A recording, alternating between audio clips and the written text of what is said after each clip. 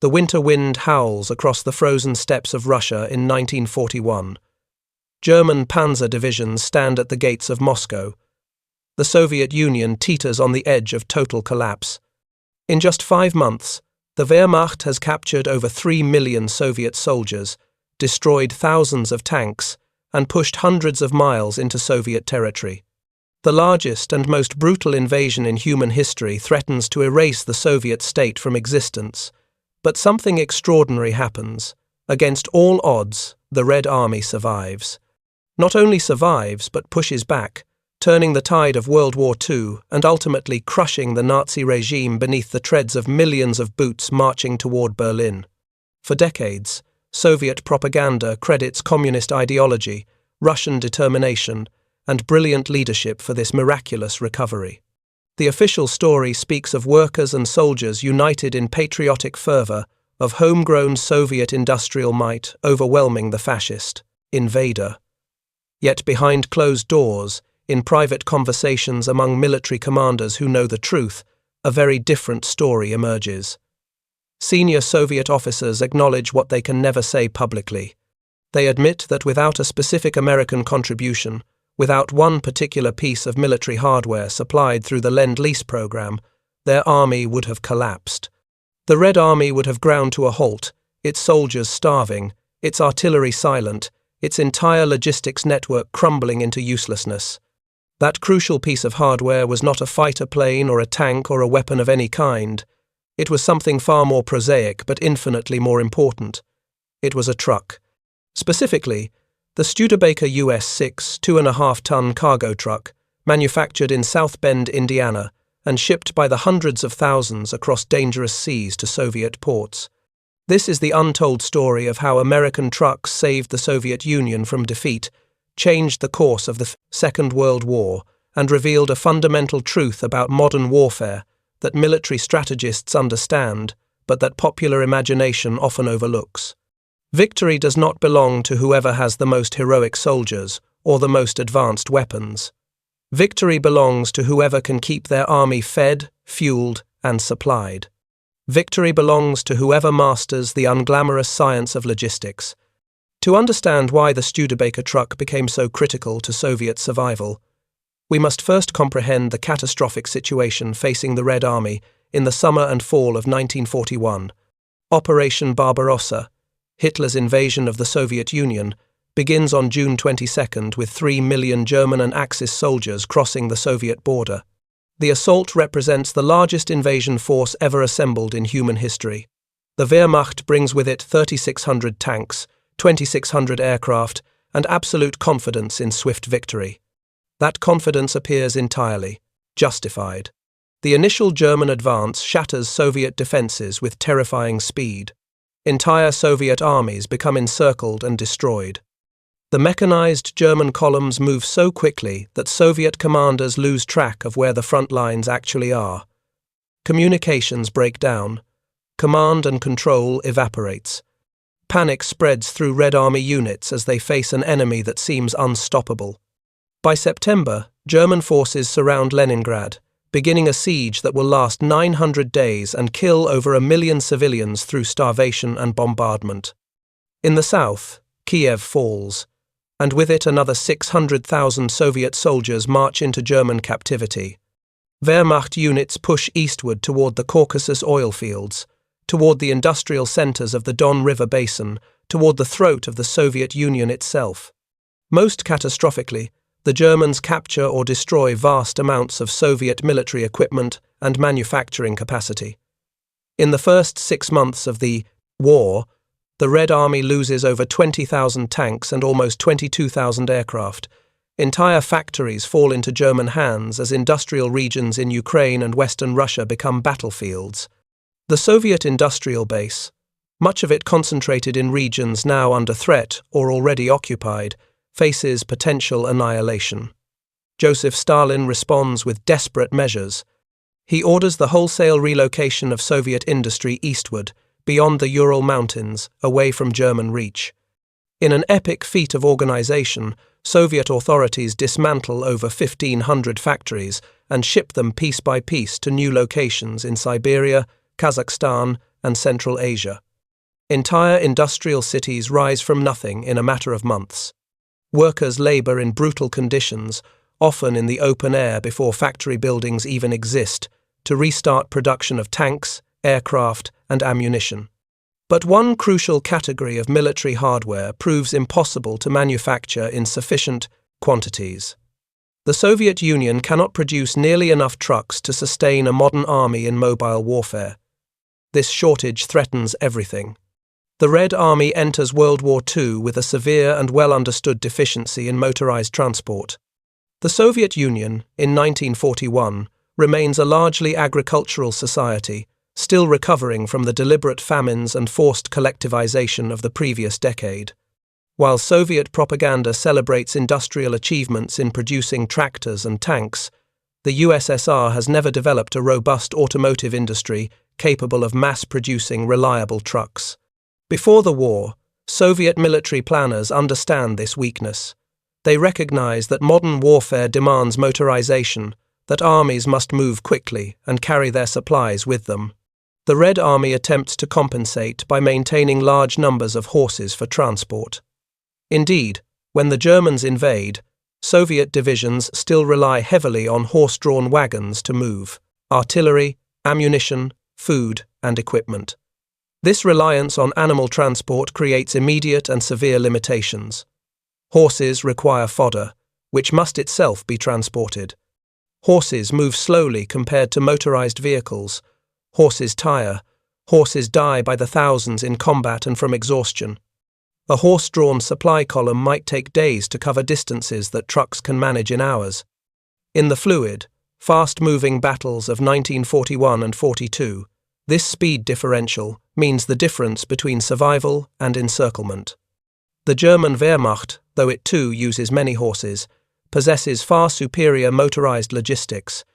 German panzer divisions and mechanized infantry can sustain rapid advances because their supply trucks keep pace with their tanks. They can exploit breakthroughs, racing deep into Soviet territory before defenders can establish new defensive lines. The Red Army, tied to slower horse-drawn transport, cannot match this operational tempo. Soviet factories produce trucks, but never enough, and often of poor quality. The ZiS-5 Soviet truck, a workhorse of the early war years, proves unreliable and difficult to maintain. Production numbers fall far short of military requirements.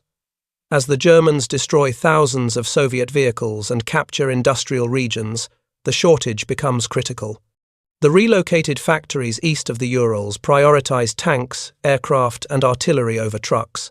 Soviet commanders face an impossible calculation.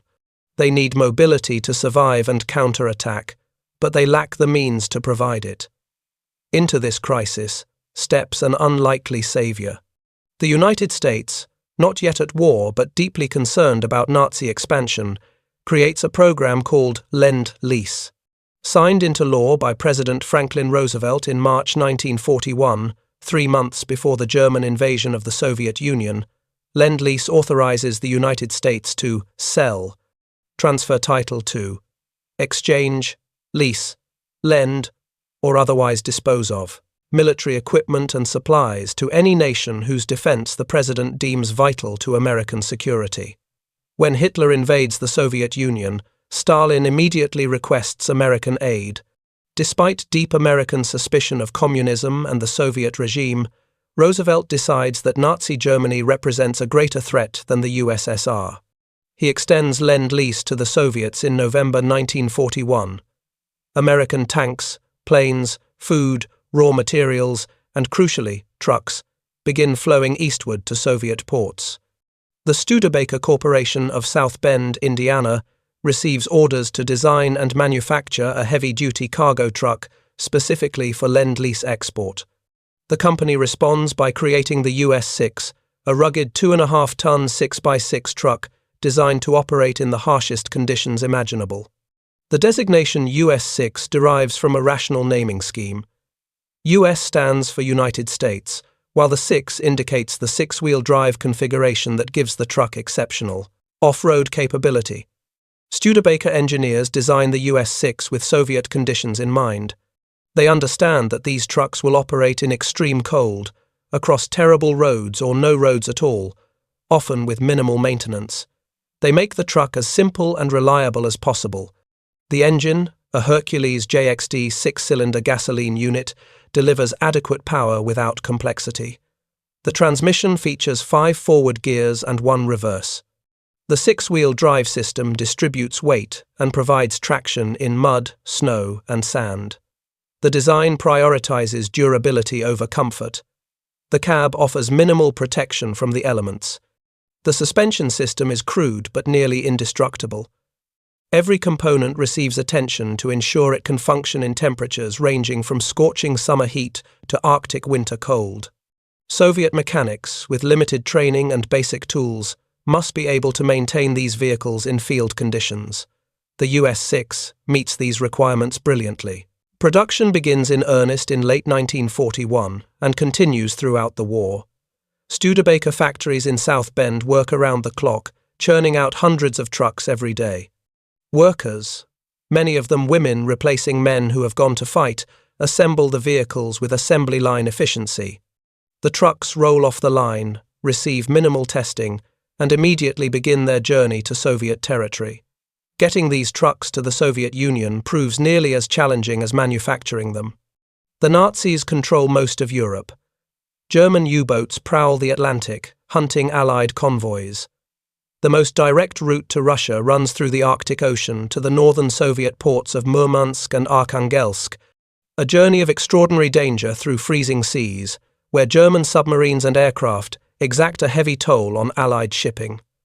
American merchant sailors load the Studebaker trucks onto cargo vessels in East Coast ports. The ships sail north, joining convoys that form up in Iceland before making the desperate run to Russia. German attacks sink dozens of ships carrying Lend-Lease cargo. Thousands of trucks destined for the Red Army rest on the bottom of the Arctic Ocean. Merchant sailors die in freezing water, often within minutes of their ships going down. Each truck that actually reaches Soviet hands represents a small victory over German attempts to interdict Allied supply lines. Alternative routes exist but carry their own difficulties. Some supplies travel across the Pacific to Vladivostok, then by rail across the entire length of Siberia, a journey of thousands of miles. Other convoys sail around Africa to the Persian Gulf, then trucks drive north through Iran to Soviet territory. Every route takes weeks or months. Every route exposes precious cargo to loss. But the trucks keep coming. Month after month, year after year, the flow continues. By early 1942, Studebaker trucks begin arriving at Soviet depots in significant numbers. Soviet soldiers and officers accustomed to their own unreliable vehicles immediately notice the difference. The Studebakers start reliably in cold weather that immobilizes Soviet trucks.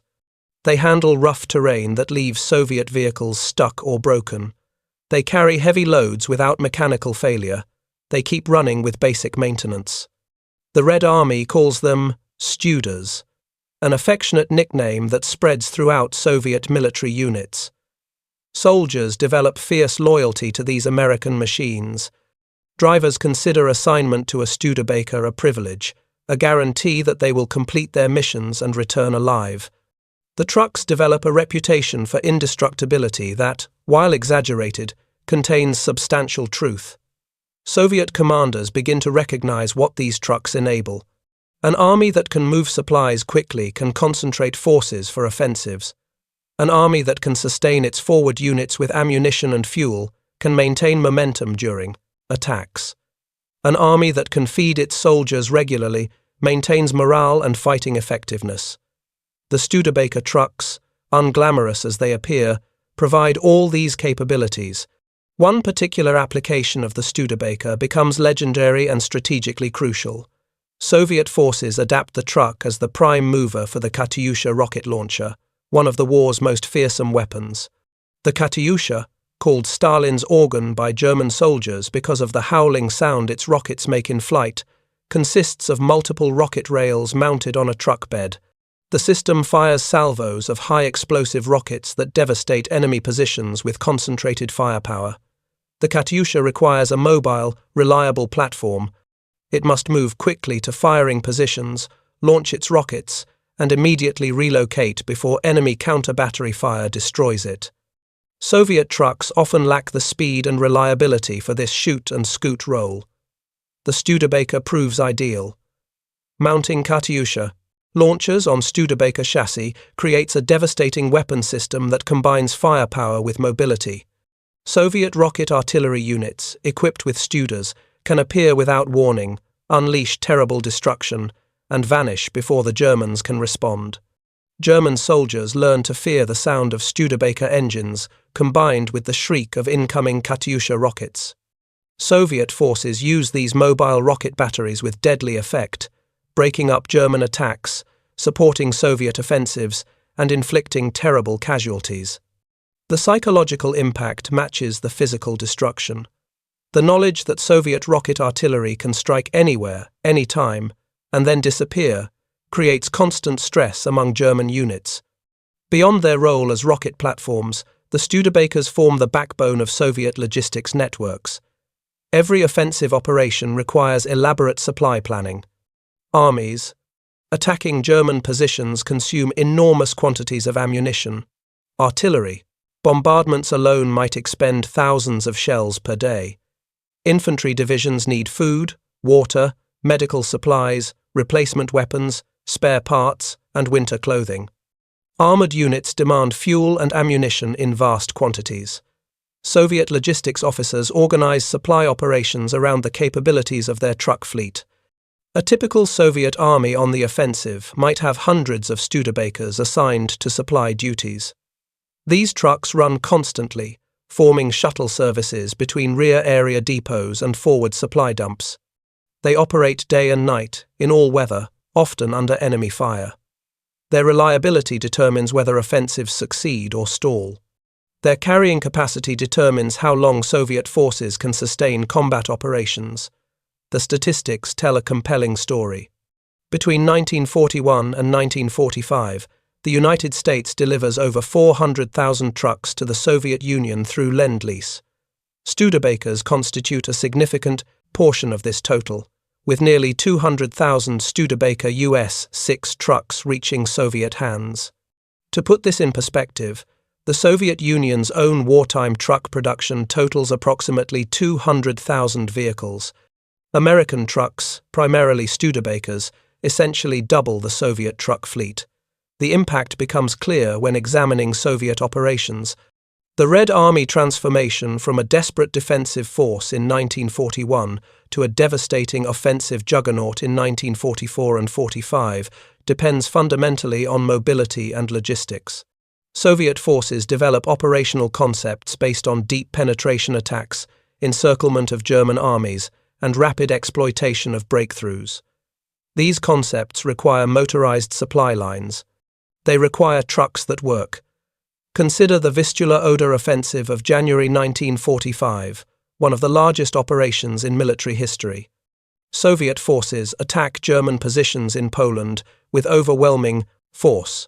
Over 2 million Soviet soldiers, supported by thousands of tanks and artillery pieces, smash through German defences and race westward. In less than 3 weeks, the Red Army advances over 300 miles, from the Vistula River in Poland to the Oder River inside Germany itself, placing Soviet forces within striking distance of Berlin. This offensive succeeds because Soviet logistics keeps pace with the attacking armies.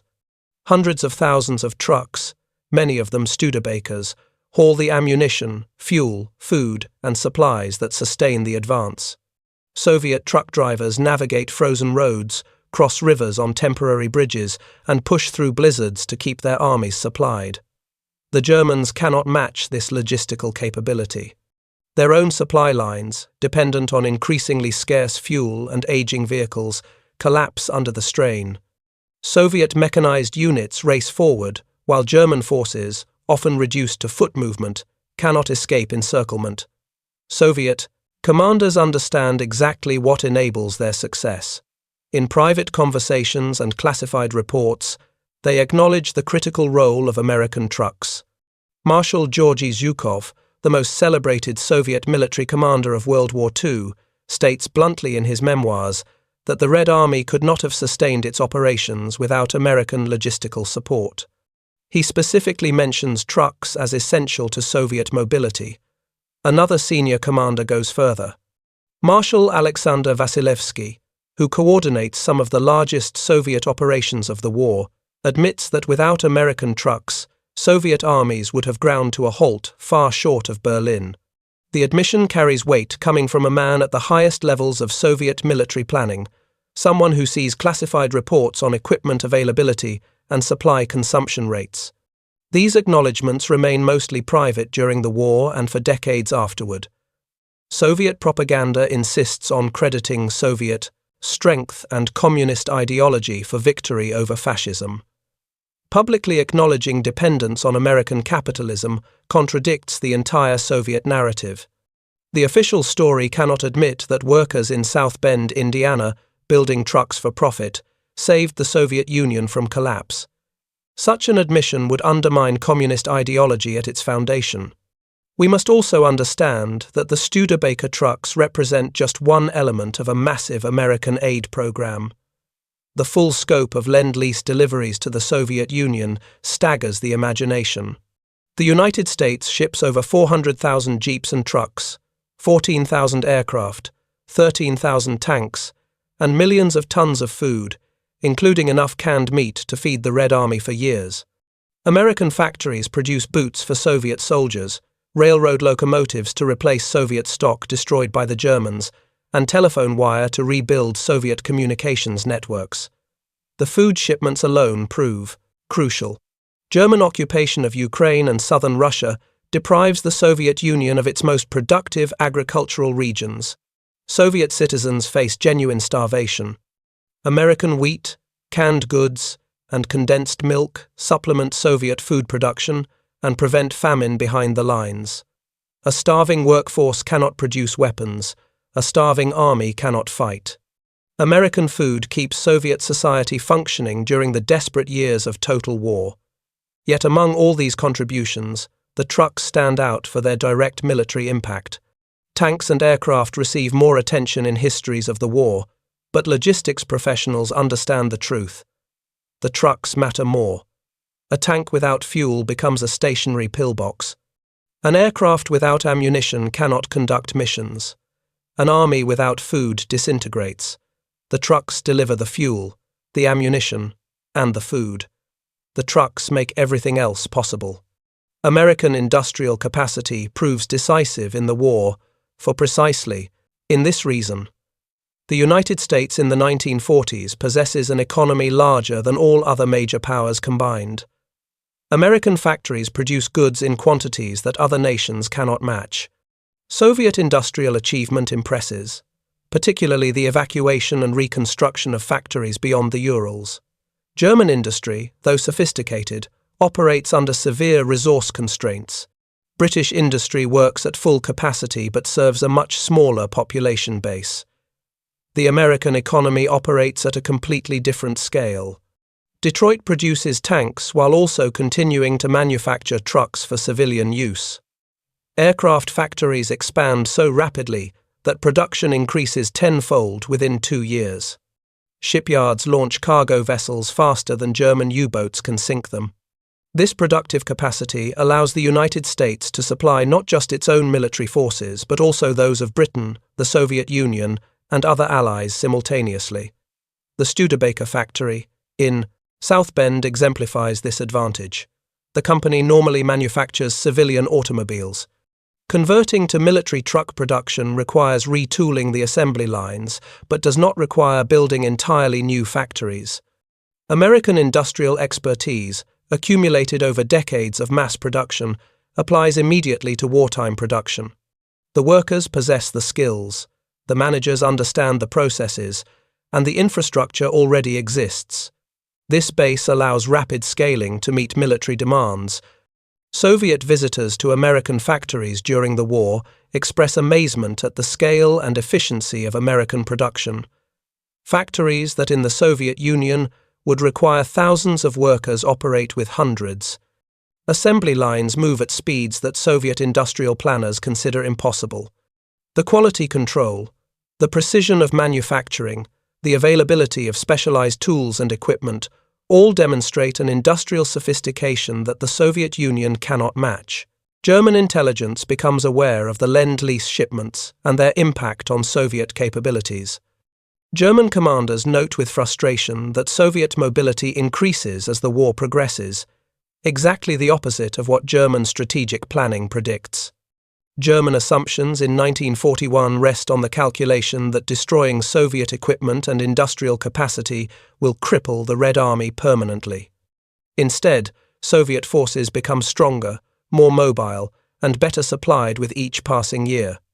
The Germans attempt to interdict Lend-Lease convoys, achieving some success, particularly in the Arctic, where aircraft based in occupied Norway and U-boats operating from Norwegian ports sink numerous Allied ships. The convoy PQ-17, sailing to Murmansk in July 1942, suffers catastrophic losses when German air and submarine attacks sink 24 of its 35 cargo ships. Over 400 tanks, 200 aircraft, and 3,000 trucks, destined for the Red Army, rest on the ocean floor, but the Germans cannot stop the flow entirely. Too many routes exist, the distances prove too vast, and German forces become increasingly overstretched as the war drags on. For every convoy the Germans destroy, several others reach Soviet ports. The cumulative effect over months and years builds an advantage that Soviet forces exploit with devastating effectiveness. German soldiers on the Eastern Front frequently encounter Studebaker trucks and recognize them as American-made. German reports describe Soviet supply columns composed largely of American vehicles. German prisoners interrogated by Soviet forces sometimes comment with bitter irony on being captured by Soviet soldiers riding in trucks manufactured in the United States. The Germans understand they face not just the Soviet Union, but the combined industrial might of the Grand Alliance. This realization contributes to declining German morale as the war turns against them. German soldiers fight skillfully and often bravely, but they recognize the mathematical impossibility of their situation. They face enemies who can replace losses while Germany cannot. Soviet armies receive constant infusions of new equipment, while German units make do with aging vehicles and weapons. The strategic situation becomes hopeless, even when tactical situations remain contested. We must examine the human dimension of this story, the individual experiences of soldiers and drivers who depend on these trucks for survival. Soviet memoirs and interviews with veterans, particularly those collected after the fall of the Soviet Union, when people feel freer to speak honestly, provide glimpses into how the Studebakers affected daily military life. Truck drivers occupy a crucial but dangerous position in the Soviet war effort. They face enemy air attack, artillery fire, and the constant risk of mechanical breakdown in hostile territory. Soviet military authorities consider truck drivers essential personnel and recruit men with mechanical aptitude and driving experience for these roles. Some women also serve as truck drivers, part of the million Soviet women who serve in combat and support roles during the war. These drivers develop intimate knowledge of their vehicles. They learn every quirk, every sound that indicates potential problems, every technique for coaxing maximum performance from tired engines. The American trucks earn their trust through reliability. A driver who knows their Studebaker will start in -40-degree weather, who trusts the engine to run for thousands of miles without major repair, can focus on the mission rather than worry about mechanical failure. Veterans describe the terror of night convoy operations, driving without headlights through contested territory while trying to maintain formation with other trucks. They recall the exhaustion of driving for days with minimal sleep, sustained by tea and nervous energy. They remember comrades killed when German aircraft strafe supply columns or when artillery catches convoys on exposed roads. They also remember the satisfaction of delivering desperately needed ammunition to frontline units, knowing that their work directly supports Soviet soldiers fighting the fascist invader. The trucks become personalized. Drivers name them, decorate them with slogans and insignia, treat them almost as living companions. This emotional connection to equipment might seem strange to outside observers, but it reflects a profound truth about soldiers and their tools. A reliable truck represents survival, It represents the ability to complete the mission and return safely. In a war where death stalks constantly, where random chance determines who lives and who dies, a dependable machine offers something precious, a small measure of control over one's fate. Soviet mechanics, the men and women responsible for maintaining truck fleets, develop deep appreciation for the American vehicles. Soviet trucks require constant maintenance and frequently break down despite best efforts. The Studebakers prove far more forgiving. They run longer between service intervals. They tolerate abuse that would destroy Soviet vehicles. They can be repaired with basic tools and improvised parts. This reliability multiplies their effective value. A truck that operates 90% of the time delivers far more than twice as much cargo as a truck that operates 40% of the time. Reliability creates a force multiplier effect. Soviet logistics planners learn they can depend on Studebaker-equipped units to complete missions that Soviet truck units might fail to accomplish. As Soviet forces push westward in 1944 and 45, rolling back German occupation and driving toward Germany itself, the Studebaker trucks gain additional prominence. The distances increase as the Red Army advances. Supply lines stretch across hundreds of miles. The demands on the Clyde logistics system intensify. Soviet forces move faster than German forces did during their invasion, a reversal that reflects superior Soviet logistics enabled largely by American trucks. The liberation of Soviet territory occupied by the Germans reveals the full horror of Nazi occupation policies.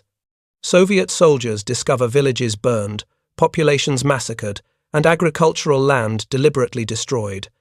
They find evidence of the Holocaust as they liberate concentration camps and extermination centers. These discoveries fuel Soviet determination to completely destroy Nazi Germany. They also create additional logistics burdens as Soviet authorities must feed and care for millions of liberated civilians. The trucks prove essential to humanitarian relief efforts alongside their military roles. Studebakers haul food to starving populations in liberated territories. They transport medical supplies to field hospitals, treating wounded soldiers and civilians. They carry reconstruction, materials to rebuild damaged infrastructure. The same vehicles that bring ammunition to the front also bring hope to communities emerging from years of brutal occupation. When Soviet forces enter Poland, then Hungary, Romania, and ultimately Germany itself, they do so as a mechanized army, vastly different from the desperate force that retreated before German panzers in 1941. The Red Army of 1945 moves with coordinated speed, supported by massive artillery concentrations and constant air support. Behind the tanks and infantry divisions, vast columns of trucks sustain the advance. Many bear the distinctive shape of the Studebaker US-6, a design so common that Soviet soldiers cannot imagine their army without it. The final assault on Berlin in April 1945 involves over 2 million Soviet soldiers, supported by thousands of tanks and tens of thousands of artillery pieces. The ammunition expenditure defies comprehension, millions of shells fired, in preparation for the final battle. Keeping this immense force supplied requires a logistics system operating at peak efficiency. Trucks run day and night, shuttling between supply depots and forward units. The capture of Berlin, the symbolic and actual end of Nazi Germany, depends as much on these trucks as on the courage of Soviet soldiers or the skill of Soviet commanders. After Germany surrenders in May 1945, the Soviet Union turns its attention east. Stalin has promised to enter the war against Japan once Germany is defeated. Soviet forces rapidly redeploy from Europe to the Far East, a massive movement of men and equipment across thousands of miles of Soviet territory. In August 1945, the Red Army launches an overwhelming assault on Japanese forces in Manchuria. The Manchurian campaign demonstrates Soviet operational art at its peak. Mechanized forces sweep across vast distances, encircling and destroying Japanese armies in a matter of weeks. The same logistics principles apply. Soviet truck columns, many composed of Studebakers, sustain rapid advances across difficult terrain. Japanese forces, cut off from supply and facing an enemy with total mobility advantage, collapse quickly. Soviet trucks even prove valuable in the mountainous terrain of the campaign, their six-wheel drive providing traction on primitive roads. The war ends in September 1945 with the Japanese surrender. The Soviet Union emerges as one of two global superpowers, having defeated Germany at terrible cost and contributed to the defeat of Japan. The official Soviet narrative credits communist ideology, the wisdom of Stalin's leadership, and the heroism of Soviet soldiers and workers. Western contributions receive minimal acknowledgement in Soviet accounts. The Lend-Lease program becomes an embarrassment to Soviet pride, downplayed and eventually largely forgotten in official histories. Yet the Studebaker trucks remain in Soviet service for years after the war. Worn and aging but still functional, they continue to haul cargo across the Soviet Union throughout the late 1940s and into the 1950s. Some serve in civilian roles, requisitioned from the military to help rebuild the devastated Soviet economy.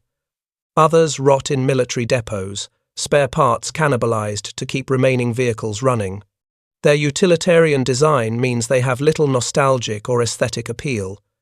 They are simply trucks, tools for moving things, valued for their function rather than their form.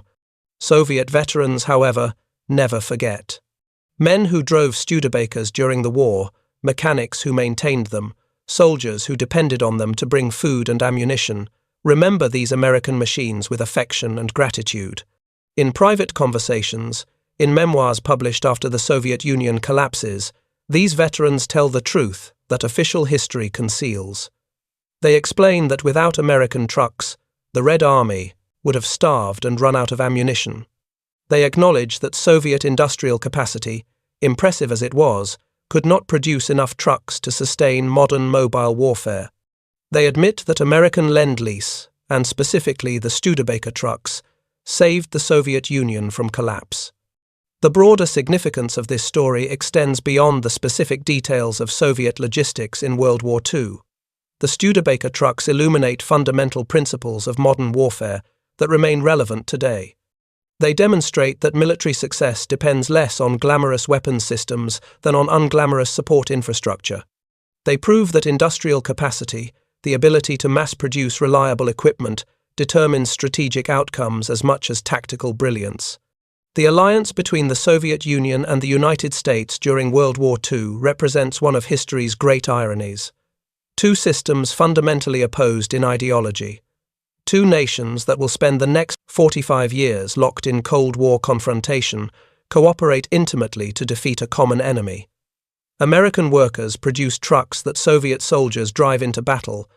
American merchant sailors risk death by submarine and air attack to deliver supplies to Soviet ports. American food feeds Soviet citizens and soldiers. Soviet forces, sustained by American aid, do the bulk of the fighting and dying that destroys the Wehrmacht. This cooperation produces victory, but generates no lasting goodwill.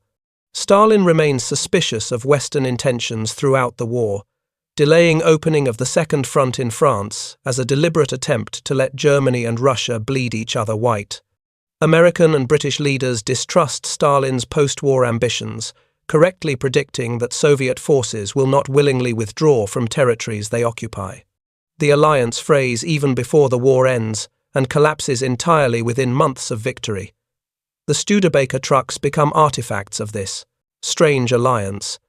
They represent American productive capacity placed at the service of Soviet military objectives.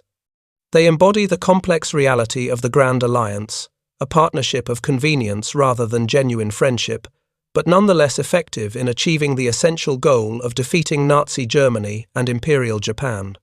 From a military history perspective, the Studebaker story challenges narratives that focus exclusively on combat operations.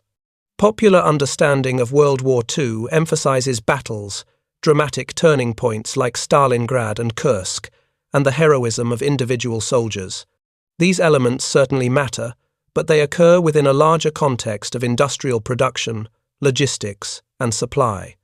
The Red Army holds at Stalingrad partly because Soviet soldiers fight with desperate courage, but also because truck convoys managed to bring ammunition and food across the Volga River under constant German bombardment. Modern military forces understand these lessons. Contemporary armies invest heavily in logistics capabilities, recognizing that the most advanced weapons become useless without fuel and ammunition. Military planners calculate tonnages of supplies, capacities of transport networks, and time required to build up logistics stockpiles before launching operations. The romance of warfare focuses on combat, but the science of warfare focuses on supply. The transition from horse-drawn to motorized logistics represents one of the great military revolutions of the 20th century. Armies that master this transition, that provide themselves with sufficient trucks and the fuel to run them, gain decisive advantages over enemies that cannot match their mobility.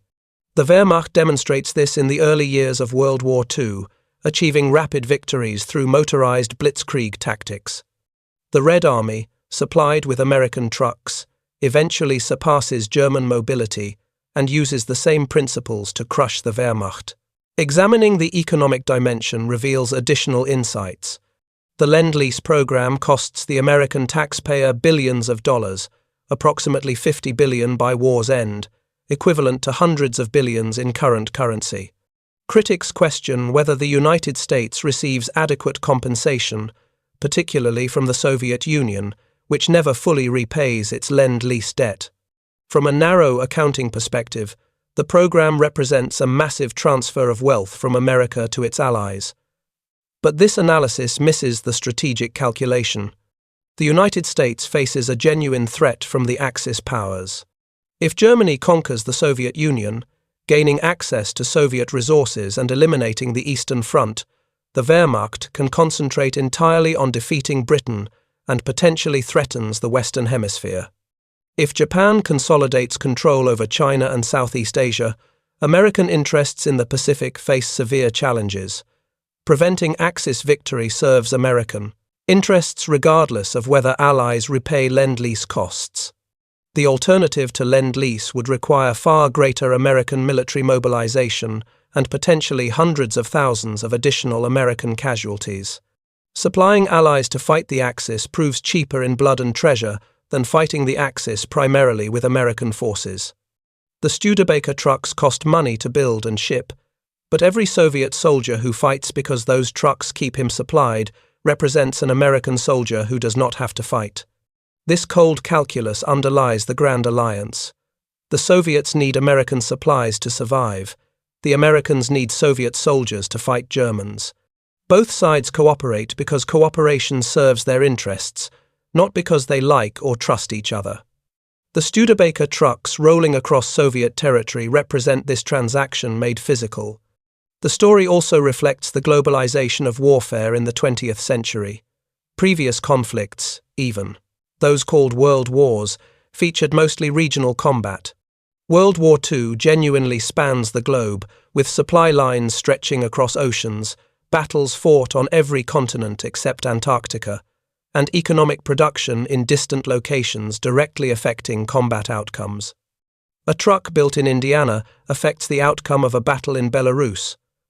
Rubber from Southeast Asia becomes tires that carry supplies to soldiers fighting in Eastern Europe. Petroleum from Texas fuels vehicles operating near Moscow. This interconnection makes World War II a total war, in a sense unprecedented in human history. The home front and the battlefront merge into a seamless whole. Victory requires not just military success but industrial production, resource extraction, transportation infrastructure, and economic organization.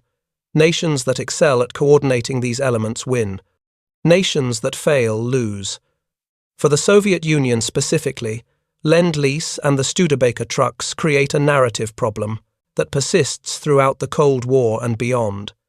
Soviet ideology requires believing in the superiority of the communist system over capitalism. Acknowledging that capitalist America saved communist Russia from fascist Germany contradicts this ideological foundation. Soviet historians minimize Lend-Lease, suggesting it provided minor assistance to a Soviet war effort that would have triumphed regardless. This minimization requires ignoring or distorting evidence.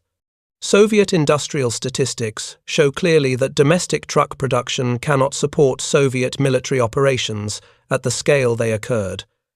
Classified Soviet reports acknowledge dependence on American supplies. Senior commanders admit in private that Lend-Lease proved essential, but public acknowledgement remains politically impossible during the Soviet era. Only after the Soviet Union collapses in 1991 does more honest assessment become possible. Russian historians gain access to previously classified archives. Veterans feel free to speak openly without fear of political consequences. A more nuanced understanding emerges, recognizing both the genuine achievements of Soviet industry and soldiers and the critical importance of Allied aid. Contemporary Russian views on Lend-Lease and the Studebaker trucks vary. Some emphasize the Soviet contribution to defeating fascism and view any focus on American aid as diminishing Soviet sacrifice. Others acknowledge historical reality and express gratitude for American assistance during the war. Political considerations still influence these discussions, as Russian nationalism remains sensitive about questions of independence and self-sufficiency. From an American perspective, the Studebaker story offers a corrective to narratives that portray World War II as primarily an American victory. While American forces certainly contribute decisively, particularly in the Pacific and Western Europe, the Eastern Front consumes the bulk of German military power. Soviet forces destroy more German divisions than all other allies combined. Soviet casualties dwarf those of other nations, with over 25 million Soviet citizens dead by war's end. American aid makes Soviet success possible, but Soviet soldiers do the dying. This partnership defeats Nazi Germany. Neither nation could have achieved victory alone, at least not without costs that might have proven unbearable. The Studebaker trucks symbolize this interdependence, physical evidence of a partnership that changed history, despite the mutual suspicion and hostility that characterized it.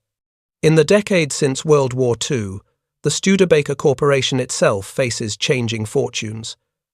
The company survives the war with a strong reputation for quality and reliability. Studebaker trucks and automobiles continue production throughout the 1940s and 50s, but increasing competition from larger American manufacturers and changing market conditions create financial difficulties. Studebaker merges with Packard in 1954, then gradually declines. The last Studebaker automobile rolls off the assembly line in 1966, ending over a century of production. The South Bend factory, where hundreds of thousands of US 6 trucks were built, eventually closes. The company that helped save the Soviet Union from Nazi Germany becomes a footnote in American industrial history, remembered primarily by automobile enthusiasts and historians. The irony cuts deep. Studebaker trucks prove crucial to one of the most important events of the 20th century, yet the company itself fades into obscurity. A few Studebaker US 6 trucks survive as museum pieces and in the hands of collectors. Some remain in Russia, where military vehicle enthusiasts restore them as historical artifacts. These survivors represent a tiny fraction of the nearly 200,000 Studebakers shipped to the Soviet Union. Most were simply worn out and scrapped, their useful lives expended in service to the Soviet war effort and post-war reconstruction. Yet their impact endures in ways beyond physical survival. The Studebaker trucks influenced Soviet vehicle design in the post-war period. Soviet engineers learned from American designs, incorporating features and approaches into later Soviet trucks. The principle of simplicity, ruggedness, and reliability that characterized the US 6 became a design philosophy for Soviet military vehicles throughout the Cold War.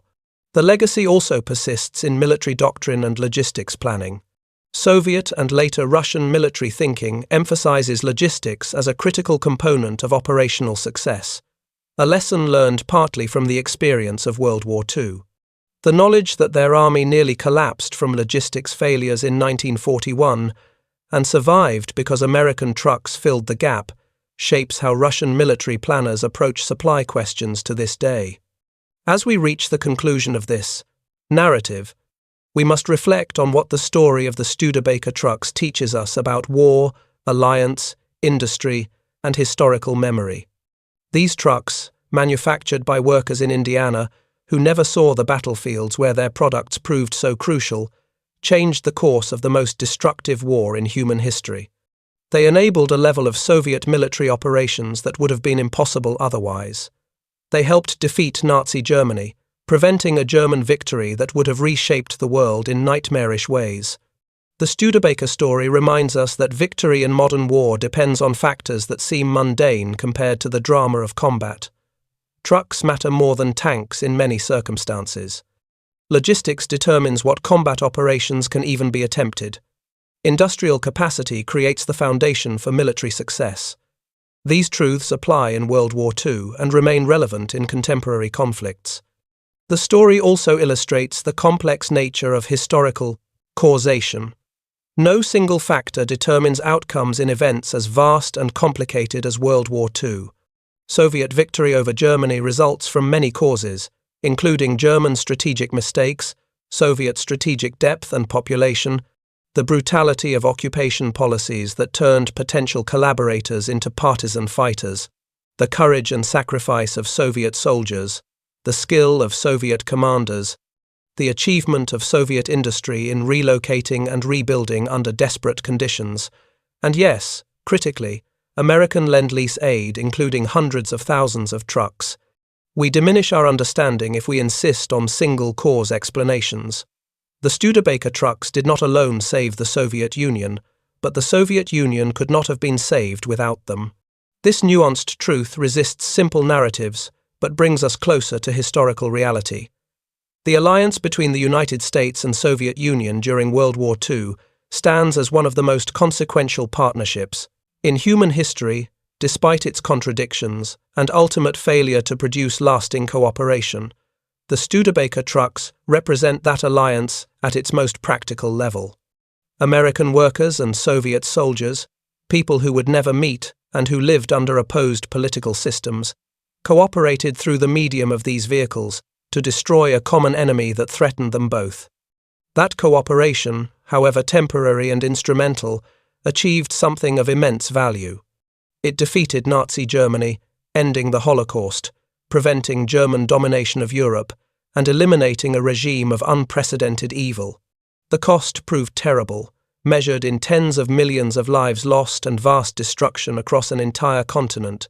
But the alternative, a Nazi victory or even a stalemate that left Hitler's regime in power, would have been immeasurably worse. The Studebaker trucks, rolling across frozen steppes and muddy roads, through devastated villages and burning cities, carrying the ammunition and food that kept Soviet soldiers fighting, represent a small but essential part of this achievement. They remind us that victory required not just heroes but hammers, not just courage but cargo capacity, not just brilliant generals but reliable machines. In the final accounting, when senior Soviet officers privately admitted that American Lend-Lease trucks saved their army from collapse, they acknowledged a truth that transcends ideology and nationalism. They recognized that modern warfare is won in factories as much as on battlefields, that logistics can prove as decisive as tactics, and that even the most heroic soldiers cannot fight without supplies. The workers in South Bend who built those trucks, the merchant sailors who transported them across hostile seas, the Soviet drivers who piloted them under fire, and the soldiers who depended on the cargo they delivered, all contributed to a victory that shaped our modern world. The Studebaker truck, simple and unglamorous, becomes, in this light, a symbol of something profound. It represents the industrial sinews of war, the practical requirements of survival in mechanized conflict, and the unexpected ways that distant decisions and actions interconnect to produce world historical outcomes. In remembering the Studebaker trucks and their role in World War II, we honor not just those who fought, but all who contributed to victory, and we remind ourselves that understanding history requires looking beyond the obvious to see the hidden foundations on which great events rest.